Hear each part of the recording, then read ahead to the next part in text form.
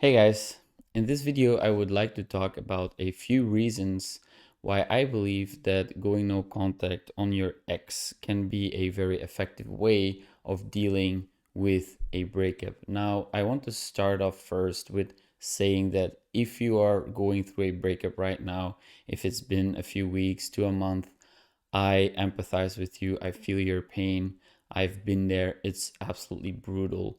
Your days feel like you are so depressed, like you don't know what to do with yourself, and your ex is just constantly in your mind. Like you can't stop thinking of him or her. It's just they consume all your energy, attention, and focus. And I think it's terribly difficult to deal with that. And the only thing you're thinking of right now is how can I get them back? Now, I want to discuss a few ways for you to either try to get them back or completely move on. And I know that completely moving on might sound very scary right now. However, I would invite you to keep watching and hopefully you can learn a few perspectives that might ease your pain a little bit. So, first of all, it's really important to understand that when you break up with someone, it's kind of like you break the ties to an addiction. In a relationship, you get really addicted to the other person and you can get very addicted to who you are as yourself within the relationship, right? We all want to be seen, we all want to be heard, and our partners usually are the one, if not the only person who really sees us for who we are or who really pays attention or cares for us the way we want to be cared for. And so whenever the breakup happens, this relationship gets torn apart and we have to go through a phase of withdrawal. And this is really what is happening right now, especially if you're just broken up, you have to go through the withdrawal phase. There is no other way of getting around that. It's going to be tough. You just want to get your heroin fixed. That's why you're desperately trying for ways on how to get your ex back. You just want to get your heroin fix as fast as possible. Now I want to invite you to take a moment to take a step back and hear me out on these reasons why I think going no contact can be very useful for your own healing process. Now, number one is that it allows both of you to experience the breakup. It allows for both of you to really feel the absence, right? Going no contact is basically you cut all contact with your ex partner. And the reason why you want to do this is the experience of the breakup is really, really important, especially if your ex partner was the one who made the decision to break up with you. They decide, I want the breakup, and you have to give them the breakup. You have to give them the experience of your absence. People need the time to think, to reflect, to process what happened. And this is only possible when there is a sufficient amount of space between the two of you. You can't go through a breakup process when you are constantly ripping off the band-aid, right? You have a wound, you put on the band-aid, but every time you seek contact again, especially in the beginning phases, the first few weeks, it's simply as if you're ripping off the band again, and you have to start the healing process all over again. You need time. It takes time to process such a rapture between two human beings, such a rapture between your souls and your spirits. It takes time, right? So going no contact creates the necessary space for the healing process to really happen, right? So it's crucial to realize that you can't heal if you're talking to your ex right after the breakup. I believe it's not possible. It's really important that you create the distance, and going no contact will also allow you to go through the withdrawal phase, right? You will want to reach out, but you will have to learn, you'll have to teach yourself how to not give in to that urge. It's really crucial to learn this because it will help you not only going through this breakup, but it will help you for the remainder of your life. Whenever you feel an intense craving, you can understand that, okay, I feel this craving, but I don't have to give into it. And I am able to move past this. I have been able to move past this. I have been able to process many breakups in my life. So I want to tell you that it's definitely possible. Now, the second reason why I think no contact can be such a powerful tool in the processing of a breakup is it forces you to really focus on your own life. And many of us, when we are in a relationship, we forget about that part, which makes up almost 50%, if not more, of the relationship. It is the relationship with yourself. And we can sometimes lose ourselves in our partners, and we don't pay too much attention anymore to our friends or to our hobbies or maybe even to our health. We think we're safe, we're comfortable in the relationship, and I don't really need to take care of those things anymore. Now, when the breakup happens, this all of a sudden becomes very clear, and this can add to the pain and the suffering that you're dealing with. Now, you can see this as an opportunity for you to focus on your own life. Start to go to the gym, start to find new ways for you to explore your creativity, meet new people, hit up old people, talk to your friends, talk to your family. Focus on the things that give you energy on a daily basis. I have actually a video on my channel that talks about how to get more energy, and I believe that there is a lot of interesting ideas for you to learn from. So if you're interested, you can go watch that. Now, focusing on your own life will not only make you a stronger person, it will also take away the need for you to constantly be thinking of your ex, right? Because I know how it feels. Initially, she or he is the only thing on your mind. You have nothing else going on. It feels like you have nothing else going on, because once you start to pay more attention, there are a few moments every day where you probably are not thinking of your ex. Maybe it's only just a few minutes when you're walking to the grocery store or you're preparing your morning coffee or whatever it is. Catch these little moments and understand that it may feel like you're thinking about them 24/7, but it's not the case. There is times where you're not thinking of them, and the longer you wait, the more time there is between now and when the breakup happened, you will find yourself thinking less and less of them. The time spans that you're not thinking of your ex will increase. Now, focusing on your own life will further increase these time spans that you're not thinking of your ex. If you're engaged in something that you really like, that you really enjoy, maybe even for a few minutes, your mind will be completely immersed in this thing, and it will take off the pressure. It will remove the focus on all these thoughts that you're having about your ex right now. So I highly recommend you just go explore what you like, what you don't like, try out new things, read books, talk to people, focus on developing yourself, focus on your own life. A breakup is a fantastic opportunity for you to level up, for you to reach new heights, for you to transform as a person and rediscover yourself. So I really, really think that it's important to focus your attention on yourself.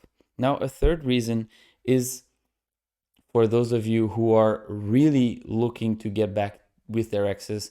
Personally, I don't necessarily recommend you do, and some of you might need a second get together part to really understand that it's actually not really going to work. And you need to go through that and break up again to realize that, okay, this is actually not the right thing for me. However, if you really believe that you should get back together, and I want you to understand that there is a distinction between trying to get your heroin fix as fast as possible and trying to get back together as fast as possible, and understanding that yes, we are actually made for each other, but we need the time and the space to heal from the breakup. And after that, if that happened and we still decide we want to be back together, then you can actually come from a place of inner knowing, of a place of voluntary reconciliation, right? And the no contact allows for this space for both people, especially if your partner decided to break up with you, to feel the need or the impulse to voluntary reconciliate. And the crucial distinction here is voluntarily. They have to want to get back together with you, because if they don't and you're trying to force them into something, it will definitely not work. 100% guarantee it will not work. So please try to make a distinction between getting your heroin fix, getting back together as fast as possible, and allowing the time to reflect and to understand and realize that you actually really want to be together, right? And the way you do this is by removing the urgency factor. So just go with me in this thought experiment, right? Imagine yourself wanting to get back together right now, right? You feel this urge, we need to get back together. How do I get her back? How do I get him back? I need to know, right? Now, this is most likely you trying to get your heroin fix, trying to get back into the addiction as fast as possible. Now, I want you to think of, okay, let me imagine myself a year from now. Okay, imagine yourself a year from now. You have new hobbies, a new lifestyle, new people in your life. Everything is looking bright. You feel great about yourself, right? Imagine you being that person. Now, I want you to think, do I want my ex back at this moment in time? If I allow the time to pass, imagine yourself, project yourself into the future, 12 months, 2 years, do I still want to get back with my ex? And if the answer to that is I actually don't know, or maybe even not, then you know that wanting to get back together right now is your brain trying to maintain the addiction. And this is a very important point to make the distinction between the two, because if you are doubting whether you would actually want to get back together, if you mentally project yourself into the future, then this can be a powerful opportunity for you to really focus on your own life. Because if you actually do the work and you will end up there in 1 year, then you might actually find yourself not wanting to get back together at all. And you will find yourself in a much better place, right?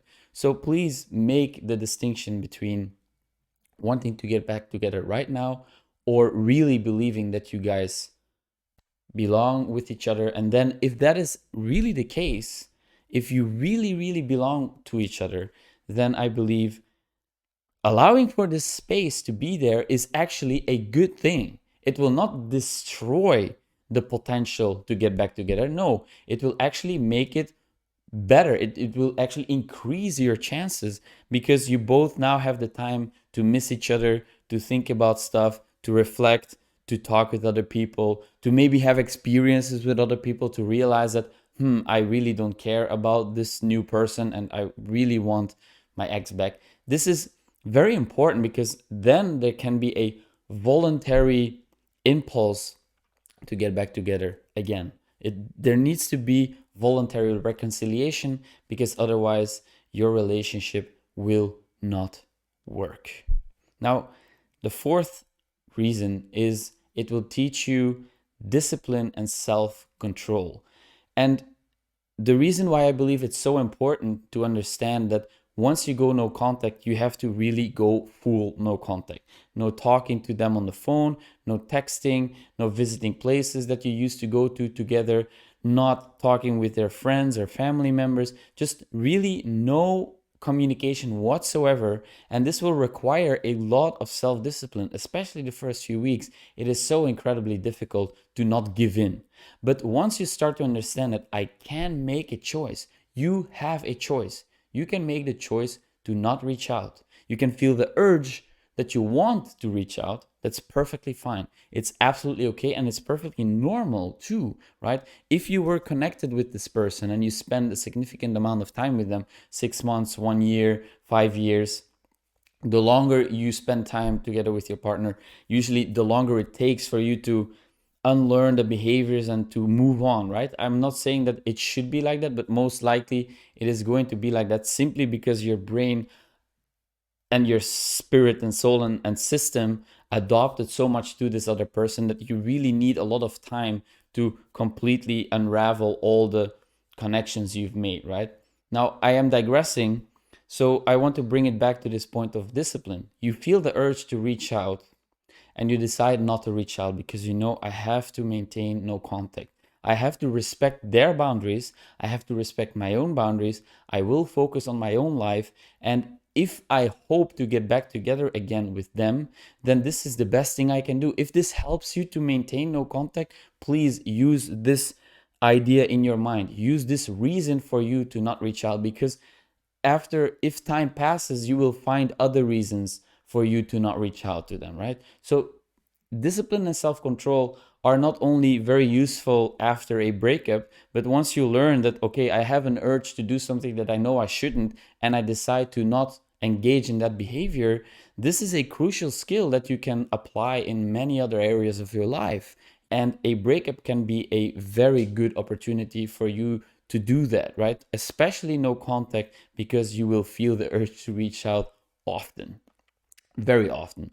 And so you will have to teach yourself not to do that, and you'll have to teach yourself ways on how to deal with this urge. You can distract yourself, you can meditate, you can sit down and just observe the urge and see it moving through you, passing through you. If you do that regularly, you will notice that, okay, the urge arises, the cloud passes through me, and then if I observe it long enough, and if I don't attach onto it, if I don't latch onto it, if I don't entertain it too much in my mind, and I just observe it with a non-judgmental attitude, then you will find that the urge will disappear, and you will have other thoughts coming up in your head, and you will start to do something else. And maybe later on, again, once it pops into your mind, but you're starting to pay less and less and less attention to them, and so they will eventually fade away, and you will find yourself thinking less and less of your ex. And at some point you will think to yourself, I haven't been thinking about them for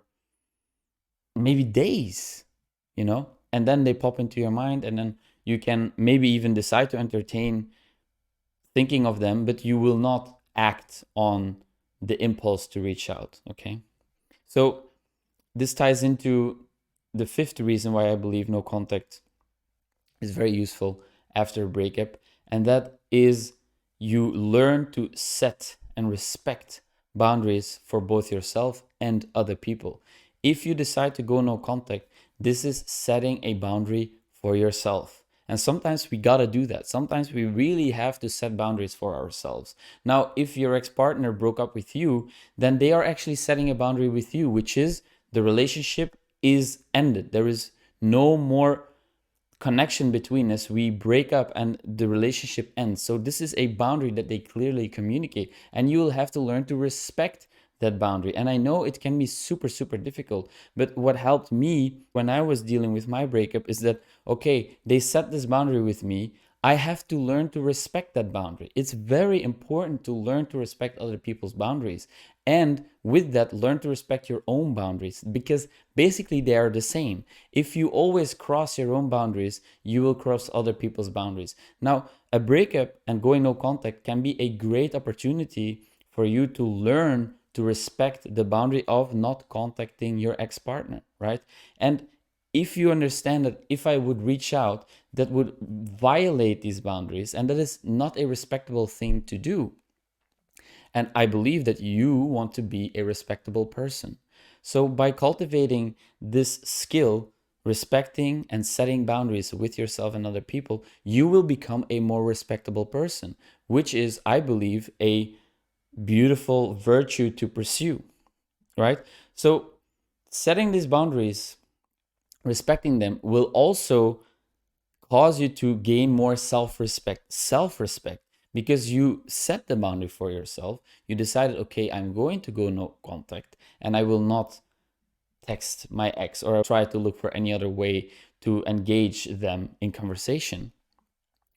I can do this, and this will show that you can set out a goal that you are trying to achieve, and you actually make it happen. And this gains massive self-confidence, self-respect, and that is ultimately something that might have caused a lot of trouble in your previous relationship, simply because you didn't have self-respect, simply because you were not honoring your own boundaries and respecting your partner's boundaries. So the breakup now can teach you how to set and respect boundaries, and this is a skill that you can take with you for the remainder of your life, and it will drastically improve your future relationships. And I know right now maybe you don't want to think about yourself being in another relationship, or you fear that you will never be in another relationship ever again. I'm here to tell you that you will be. You will be in another relationship. It is a timely situation that you're in right now, this too shall pass. Remember this. Remember this. This too shall pass. It is not forever. Even though it might feel like that, it is not going to last forever. You will change. Your ex-partner will change.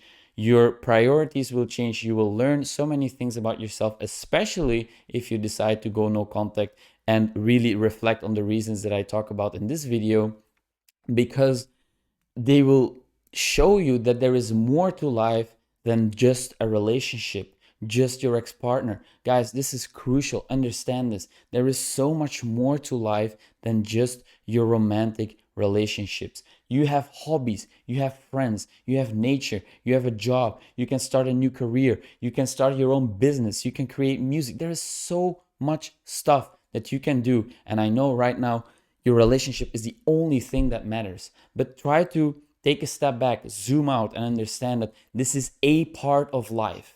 This is a part of life. And there is so much other stuff that you can put your attention and focus towards. And by doing that, simply by taking away your focus of this narrow-minded idea of a relationship is the only thing that I care about, you will feel less and less and less and less in pain because of the breakup. And you will understand, okay, I have the freedom and the choice to pursue other things that I care about, other things that are important to me. You want to look for things that are important to you.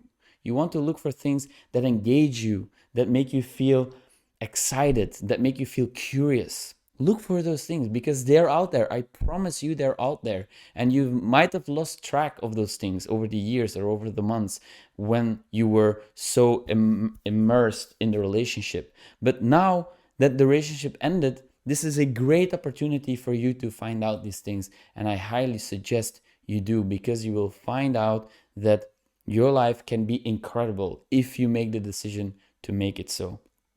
Now, the last reason I think that can really drive home the importance of no contact, and the reason why I personally advise everyone going through a breakup to at least install a period of no contact for a few weeks to up to a few months, depending on how long your relationship lasted, is that it will teach you many, many insights about moving on and letting go. Because letting go is a integral part of the human existence. You will have to learn to deal with letting go basically until you die, right? And I'm sorry to break it to you, but it is true.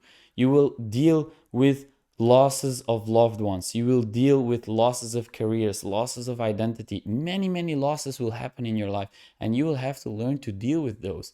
And the ending of a relationship is terribly painful. I know that. And it's basically the loss of a loved one. It's almost as if someone you love died, because that's actually what happened. The relationship died. Now you will have to forge a new identity for yourself, which is one without that other person, without your ex-partner. And it sounds scary, I know, and you might feel afraid that you will never be able to forge a new identity with a new person, or you're just so fearful that you're unworthy of love and nobody will ever care about you. I am here to tell you that is not the case. You are worthy. You are lovable, right? You are lovable. You're watching this video right now.